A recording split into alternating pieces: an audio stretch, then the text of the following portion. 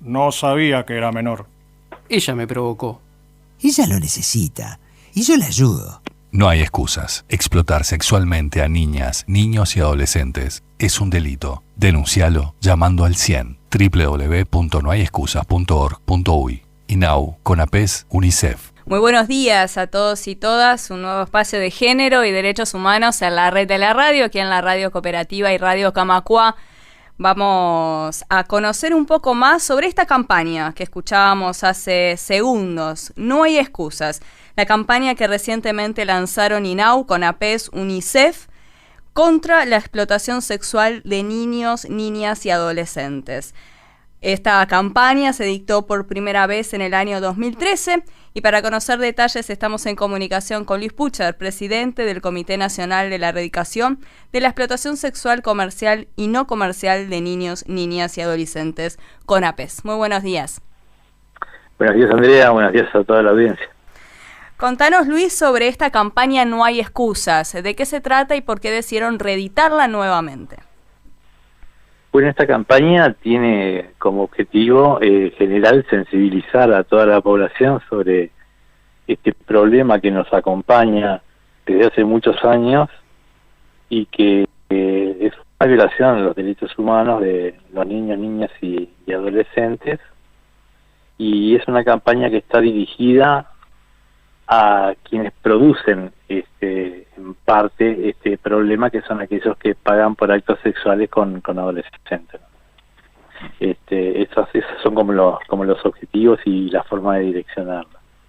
El porqué de la campaña tiene que ver con que las excusas que se utilizan en el ámbito judicial sí. Se reiteran, se repiten y muestran muy poca originalidad, en el sentido de estar permanentemente invirtiendo la responsabilidad de la explotación y culpabilizando a las víctimas de que la explotación exista. Y las excusas más corrientes son: no sabía que era menor, ella me provocó, en realidad yo no la exploto, yo la ayudo porque en su casa hay necesidades económicas. Claro. Y bajo todo este manto de excusas es que la explotación se realiza y se va naturalizando en nuestra sociedad, digamos, y hace que de alguna manera estemos conviviendo con este problema que simplemente nos horroriza lo que dura la noticia.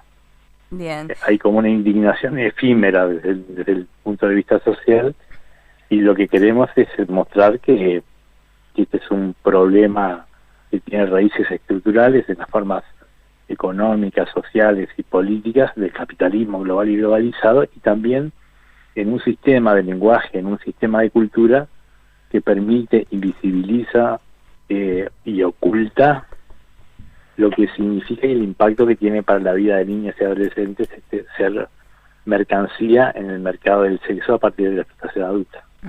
Tú lo decías, que es propio de esta sociedad capitalista, una sociedad patriarcal también, que lo reafirmamos con el tipo de mensajes que está diciendo, lo escuchábamos en el spot y tú lo comentabas. Esto de lejos de erradicar el problema, se sigue conviviendo con él. ¿Cómo hacer también desde la sociedad para contribuir a erradicar este problema, a visibilizarlo, a prevenirlo? ¿Cómo hacer nosotros? Sí, son como un espacio de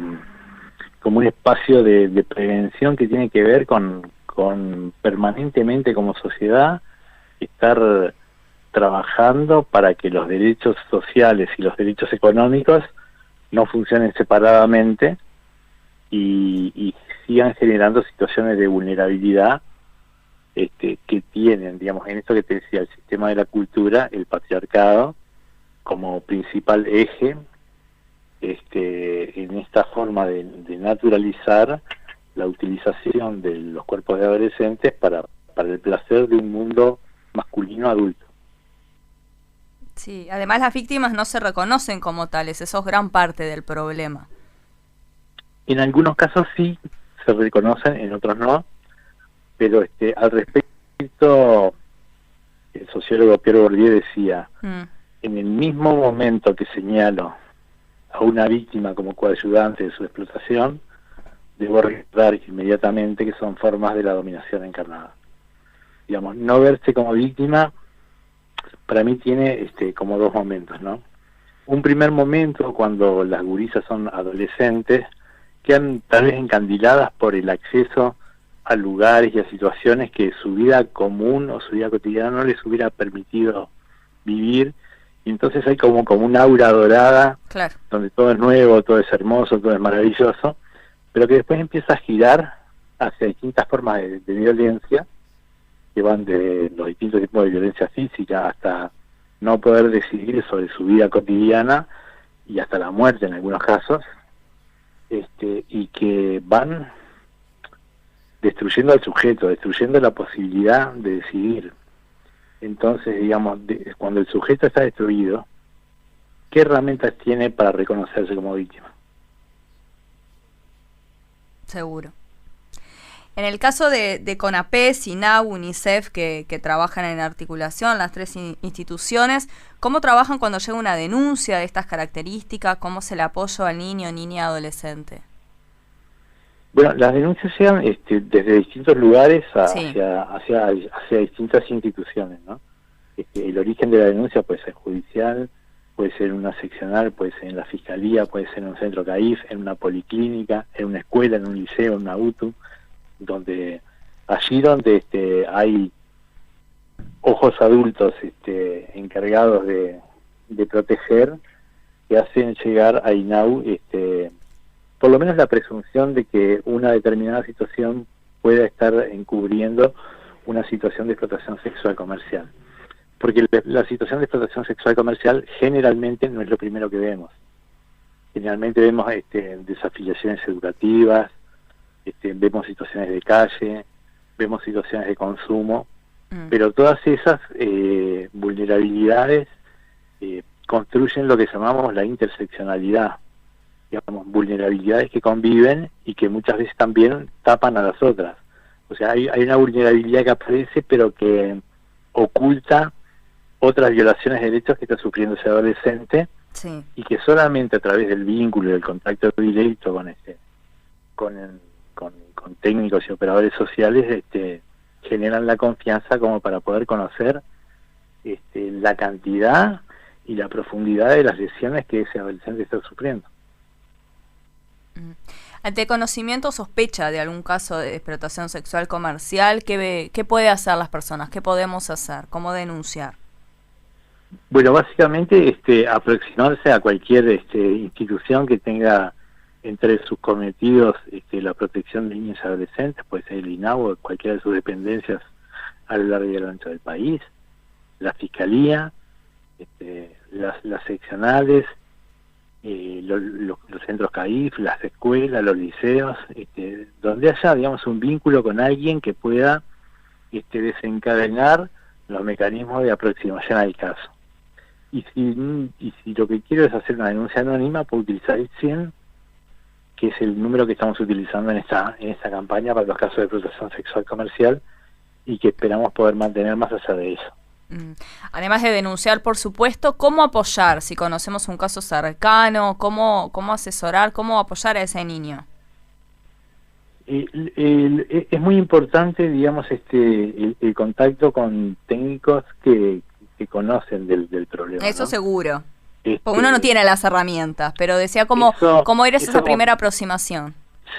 Sí, primero, digamos, tratar de llegar a esta mirada especializada, pero después la comunidad y los vecinos tienen mucho para hacer en cuanto a que el problema no es solamente su expresión policial y judicial, digamos, así como hablábamos antes de una serie de vulnerabilidades que atravesaban el cuerpo de los gurises, previo a la denuncia y previo a la situación de judicialización, hay una etapa posterior a esta, y que tiene que ver con que cómo ese sujeto, que fue una mercancía en el mercado del sexo, se constituye en ciudadana, y para eso se precisan muchísimos apoyos, además de lo que se puede hacer a nivel psicológico y social, pero que tienen que ver con la oportunidad alternativa a la prostitución adulta.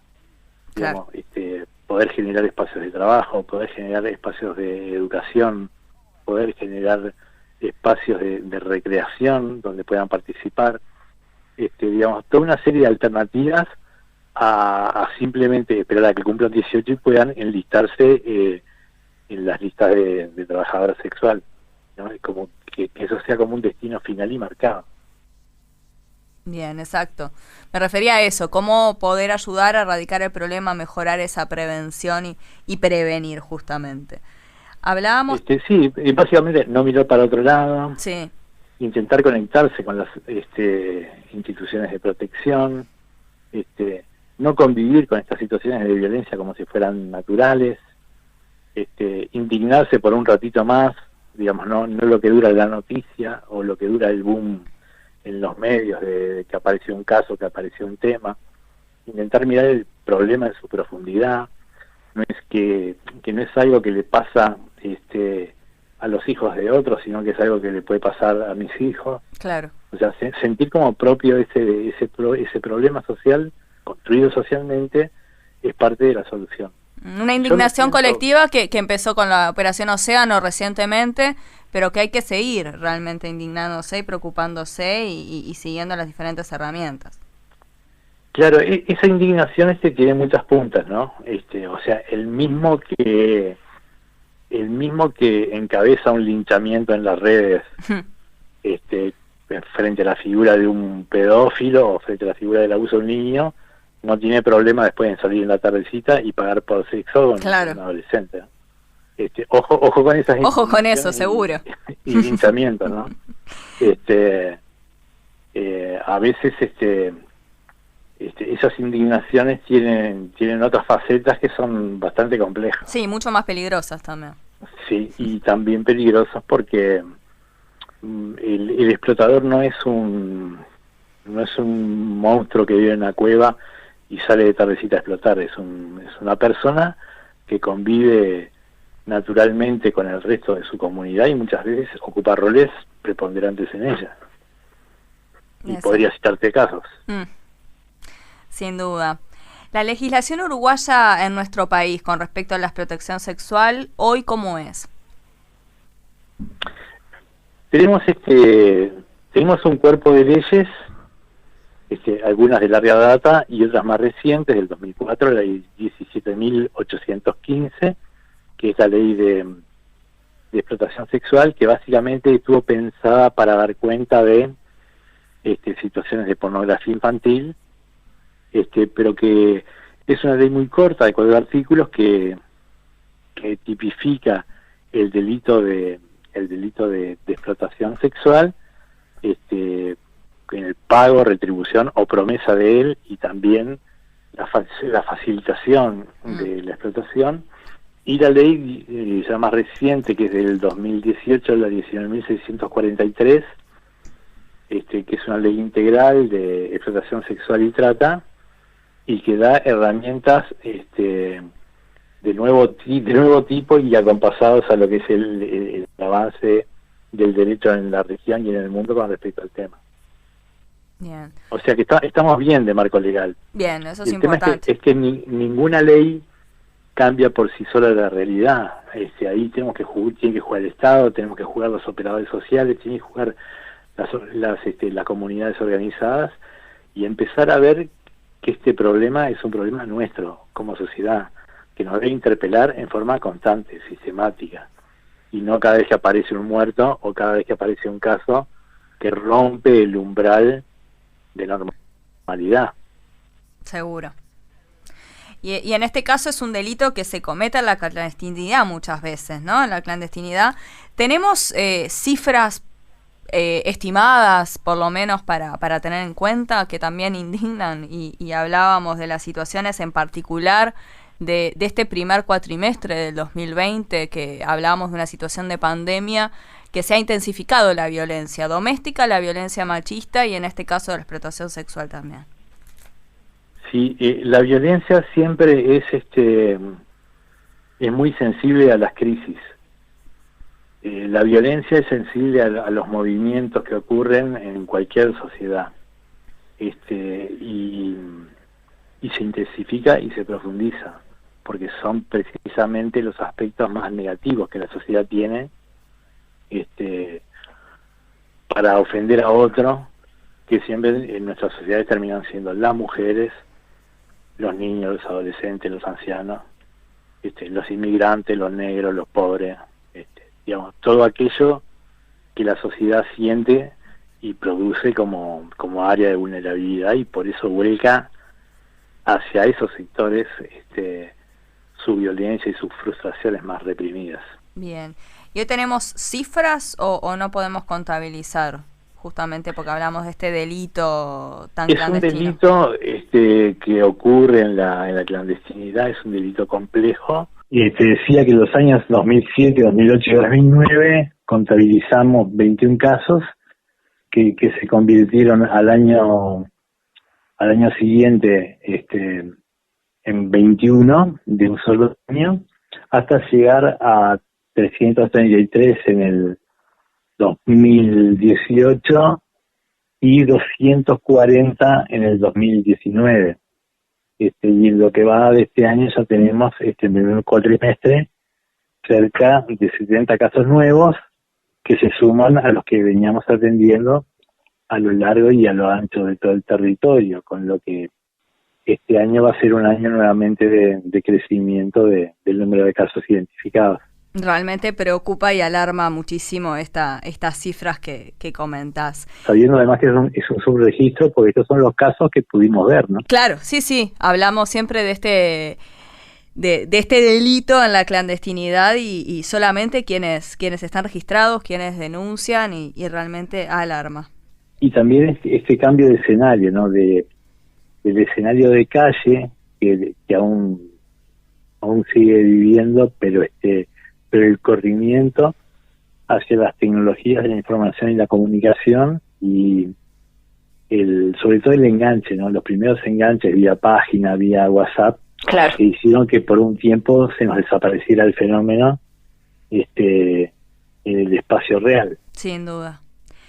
Y en este caso, en este contexto, volvemos a relanzar la campaña No hay excusas. Relanzarla en este momento particular de emergencia sanitaria cobra real importancia también. Sí, porque como decíamos, en los momentos de crisis la violencia aumenta, aunque parezca una paradoja, pero bueno, una forma de intentar amortiguar esta creciente violencia en forma de explotación sexual es volver a reeditar una campaña que en su momento fue muy fructífera y creemos que de alguna manera lo sigue siendo, ya que intenta romper con algunos que conviven con nuestro imaginario social y que ayudan a que el fenómeno se reproduzca. Bien. La campaña No hay excusas va a seguir durante todo este mes. ¿Dónde podemos verla, cómo contribuir y seguir apoyando? Esta campaña lo que busca es insertarse en el corazón y en el pienso de la gente, que sienta que este problema no es un problema que le ocurre a otros, sino que nos ocurre como sociedad y por lo tanto somos parte de su producción y reproducción, y llamar al número 100 y no mirar para el costado cuando estos casos suceden. Esa es la colaboración que estamos pidiendo ahora. Perfecto. Muchísimas gracias, Luis Pucher, presidente de CONAPES, por estos minutos aquí en el Espacio de Género y Derechos Humanos de la Red de la Radio. Seguiremos en contacto seguramente sobre este y otros temas como siempre. Gracias, Andrea, y gracias por el tiempo. Un saludo a todo el equipo. Muchísimas gracias. Y yo me reencuentro el próximo miércoles a las 9 de la mañana aquí en la Red de la Radio en otro Espacio de Género y Derechos Humanos.